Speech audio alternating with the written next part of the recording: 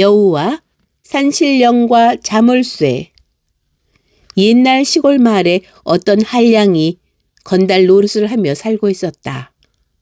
시골을 휘젓고 다니던 그는 한번 대처에 가서 행사를 해보겠다고 한양으로 올라왔다. 한양에 올라와 이곳저곳을 다니다가 종로에 이르렀는데 이상한 광경이 눈에 띄었다. 머리가 하얀 영감과 젊은 청년 하나가 함께 길을 가면서 말을 나누는데, 야, 이놈아! 왜 이놈아? 하고 서로 반말로 수작을 하는 것이었다. 한량은 괘씸하기도 하고 이상하기도 해서 그 뒤를 따랐다. 둘은 계속 반말로 농짓거리를 주고받으면서 한참을 가더니 갈림길에서 헤어져서 영감은 북쪽으로 향하고 청년은 서쪽으로 향했다. 한량은 영감을 따라가서 말을 걸었다. 여보세요, 노인장. 에? 왜 그러? 아무리 농담도 좋다지만 어찌 아들 같고 손자 같은 젊은 사람하고 반말을 합니까? 그러자 영감이 한량을 훑어보면서 말했다. 이보시오, 그자가 사람처럼 보유? 그럼 아니란 말입니까? 그게 사람이 아니라 평안도 어느 고을 동혼 기둥에 사는 천년 묵은 지네요. 그러면서 펄럭펄럭 길을 가는 것이었다. 한량은 가던 길을 되돌아와서 서쪽 길을 향해 바삐 걸음을 옮겨 청년을 따라잡았다. 여보시오, 젊은이. 왜 그러? 아까 보니 웬 노인장이랑 반말을 하던데 젊은 사람이 어찌 그럴 수가 있어? 아, 그자가 사람처럼 보유? 아니 그럼 사람이 아니란 말이오? 그게 사람이 아니라 함경도 어느 고을 동원 고목 속에 사는 천년 묵은 여우라우. 그러고서 휘휘 길을 가는 것이었다. 그 무렵 나라에 큰 근심거리가 생겨났다. 평안도 한 고을에 원님이 부임하기만 하면 아무라도 하룻밤을 넘기지 못하고서 자꾸 죽어나갔다. 그러다 보니 그 고을로 나가려는 사람이 아무도 없어 골칫거리였다. 임금이 방을 붙여서 지원자를 찾았지만 아무도 지원하는 사람이 없었다. 그때 그 시골 한량이 방을 보고 임금을 찾아갔다. 제가 평안도 고을로 가겠습니다. 무사 30명만 딸려보내 주십시오. 임금이 반가이 여겨 허락을 하자 한량은 바로 평안도 고을로 향했다. 고을에 당도한 한량은 관가 안에 있는 사람을 다 불러 모아 점고를 시작했다. 눈을 크게 뜨고 살펴보니 전날 종로에서 만났던 청년이 눈에 띄었다. 한량은 부하를 시켜 몰래 그 청년의 뒤를 밟게 했다. 얼마 지나지 않아서 부하가 헐레벌떡 달려왔다. 그자가 갑자기 사라졌습니다. 어디서 어떻게 사라졌느냐? 동원의 서쪽 기둥 뒤로 들어가는가 했는데 감쪽같이 사라지고 없습니다. 알았다. 그날 저녁 한량은 서울에서 데리고 온 무사들에게 명령을 내렸다. 너희들은 동원 서쪽 기둥 근처에 매복해 있다가 기둥에서 무엇이 나오거든 사정 보지 말고 찔러라. 명령을 받은 무사들이 의아하게 생각하면서 숨어 기다리는데 삼경 무렵이 되자 정말로 기둥에서 무언가가 스르르 움직이기 시작했다. 그 모습을 먼저 발견한 무사가 신호를 보내자 30명이 동시에 달려들어 그 물체를 찌르기 시작했다. 그러자 그 물체는 괴이한 비명 소리를 내면서 바닥으로 떨어졌다. 살펴보니 눈구렁이만한 커다란 지네가 검은 피를 흘리며 죽어 있었다. 한량은 그렇게 지네를 퇴치한 후 편안히 고을 원님 노릇을 하게 되었다. 그런데 함경도의 한 고을에서 또 비슷한 일이 벌어지기 시작했다. 원님이 내려가는 족족 하룻밤을 넘기지 못하고 죽어나가는 것이었다. 임금은 급히 한량에게 명령을 내려 함경도 고을에 부임하도록 하였다. 다시 무사를 거느리고 함경도 땅에 부임한 한량은 고을 사람들을 점거하기 시작했다. 눈을 부릅뜨고 샅샅이 살펴보니 전날 종로에서 만났던 노인이 눈에 띄었다. 한량은 다시 부하를 시켜 그 노인의 뒤를 밟게 했다. 얼마 후에 노인이 동원 뒤뜰의 고목나무 뒤로 사라졌다는 보고가 올라왔다. 한량은 무사들에게 고목나무 근처에 숨어 있다가 무엇이 나오면 찔러 죽이라고 명령했다. 무사들이 숨어서 기다리고 있자니 삼경 무렵에 고목 속에서 새 한 마리가 펄러덕 날아왔다. 무사들은 얼른 활을 쏘고 창을 휘둘러 새를 떨어뜨렸다. 무사들이 가까이 다가가서 보니 꼬리가 여러 딸린 숫여우 한 마리가 죽어 있었다. 그런데 그 순간 고목에서 다시 새 한 마리가 펄르덕 날아오더니 공중으로 날아올라갔다.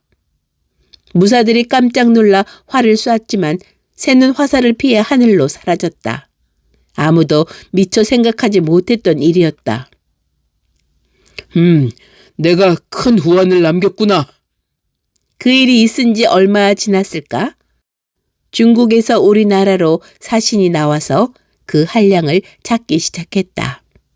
중국 천자가 새로 얻은 왕후가 요괴한테 시달리고 있는데 조선의 요괴를 잘 잡는 인재가 있다고 보내달라는 것이었다. 사신까지 보내서 특별히 부탁을 하는 터에 들어주지 않을 수가 없었다. 그렇게 해서 시골 한량은 중국으로 향하게 되었다. 한량이 곰곰 생각하니 아무래도 전에 놓친 여우의 장난이 분명했다. 하지만 그 여우를 어떻게 찾아내서 물리쳐야 할지 방법을 알 수가 없었다. 그냥 무작정 부딪혀 볼 수밖에 없는 형편이었다. 한량이 한양을 떠나 만주 벌판을 지날 때였다. 밤에 잠이 안 와서 달 구경을 하고 있는데 어디선가 누가 슬피 우는 듯한 이상한 소리가 들렸다. 그 소리는 무인지경의 들판으로부터 들려오고 있었다. 이상하게 여긴 한량이 소리나는 쪽을 찾아가서 살펴보았지만 소리를 내는 물체를 찾을 수가 없었다. 한량은 날이 밝았지만 길을 떠나지 않고서 밤이 되기를 기다렸다. 아니나 다를까 다시 울음소리가 쟁쟁 울려 퍼지기 시작했다. 한량은 소리가 들려오는 들판으로 나가서 땅에다가 귀를 대고 소리를 듣기 시작했다. 그러면서 소리 나는 쪽으로 조금씩 다가갔다. 그러다가 보니 무언가가 손에 턱 잡혔다. 땅에 반쯤 묻혀있는 녹슨 자물쇠였다. 이건 뭐지? 그러자 뜻밖에도 그 자물쇠가 자물쇠요. 하고 말을 했다. 아니, 웬 자물쇠가 말을 한단 말이냐? 어찌 된 일이지? 내가 하도 원한이 맺혀서 이렇게 되었습니다. 자물쇠란 열쇠를 가지고 열었다 닫았다 하는 법인데 나는 세상에 생겨난 뒤로 한 번도 열려보지 못했으니 어찌 천추의 한이 아니겠습니까? 그것도 그렇구나. 헌데 내가 열어주면 어떻게 하겠느냐? 내 원을 풀어주면 나 또한 당신을 도와주지요. 한량은 그 자물쇠를 가지고 숙소로 돌아왔다. 그리고 날이 밝자 근처 대장간을 찾아가서 자물쇠에 맞는 열쇠를 만들었다. 한량이 열쇠를 꽂아서 잠긴 것을 딸깍 열어주자 자물쇠는 이렇게 시원할 수가. 드디어 나의 평생의 원한이 풀렸습니다. 그러면서 한량에게 거듭 살해를 하는 것이었다. 그날부터 자물쇠는 한량의 길 안내를 도맡아서 했다. 자물쇠가 시키는 대로 하면 어김없이 탄탄대로가 나타났다. 그런데 하루는 자물쇠가 한량으로 하여금 큰 길을 벗어나 산속의 외딴 오두막으로 들어가도록 했다. 그 집에는 백발의 영감과 할멈이 있는데 한량이 찾아 들어가자 마치 기다렸다는 듯이 손을 잡으며 반가워하였다. 영감과 할멈이 한량을 대접한다고 밥을 해주는데 물을 넣어 지은 이상한 밥이었다. 한량이 기이하게 여겨 자물쇠한테 물으니 남기지 말고 다 먹으라는 것이었다. 한량은 자물쇠가 시키는 대로 그 집에 사흘 동안 머물면서 끼니마다 나오는 무, 밥을 남기지도 않고 다 먹었다. 사흘 만에 오두막집을 나오면서 한량이 자물쇠에게 물었다. 도대체 어떤 사람들이야? 그게 사람이 아니라 백두산 산신령이랍니다. 백두산을 지키고 있다가 그만 천년 묵은 여우 부부한테 쫓겨나서 이리 오게 되었지요. 숫여우는 당신 손에 죽었지만 아직 암여우가 남아있는지라 백두산에 돌아가지 못하고 있답니다. 그 암여우는 지금 어디 있을까? 아유, 답답한 양반이군요. 중국 천자가 어떤 미녀한테 홀려서 새 장가를 들었으니 그게 여우가 아니고 무엇이겠습니까? 그러자 한량은 깜짝 놀라고 말았다. 아니 그럼 황후를 없애야 한단 말이냐? 다른 사람도 아닌 중국 천자의 황후를 없애야 한다는 말에 한량은 정신이 아뜩해졌다. 하지만 이제 와서 달리 피할 방법이 없었다. 그것보다는 천년 묵은 여우를 어떻게 당할지 그것이 문제였다. 한량은 중국 도성에 다다라 천자 앞으로 다가갔다. 그래, 네가 우리 황후를 괴롭히는 요괴를 처치할 수 있겠느냐? 그러자 한량은 자물쇠가 알려준 대로 대답을 했다. 어떻거나 저한테 맡겨주십시오. 오늘 밤에 제가 황후마마 거처에 들어갈 테니 아무도 접근하지 못하게 하십시오. 오냐?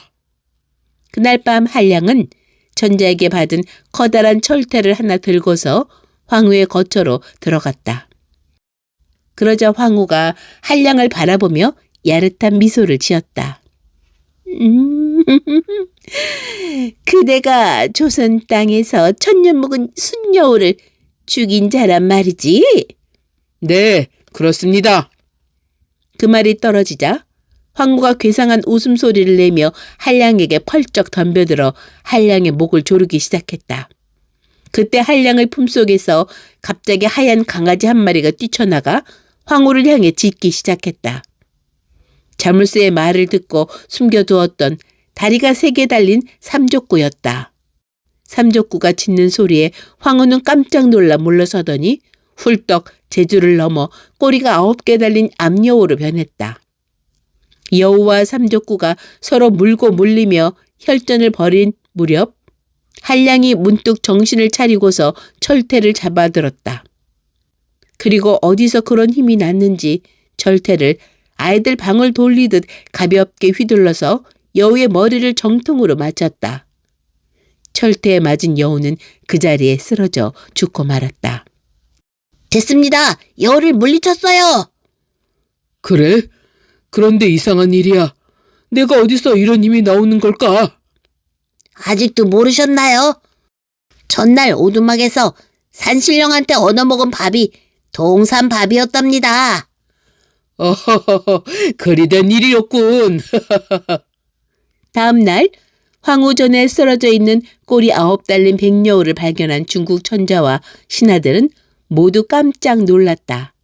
다름 아닌 황후가 천년 묵은 여우였다고 하는 말에 더더욱 놀라 몸소리를 쳤다. 중국 천자는 조선의 한량 덕분에 나라를 구했다며 공을 치하하고 상을 주었다. 그렇게 해서 시골 한량은 중국 땅에까지 가서 큰 상을 받고 오래오래 잘 살았다고 한다. 길 가다 스치는 작은 일이라도 무심히 지나치지 말고 눈여겨 살필 일이다.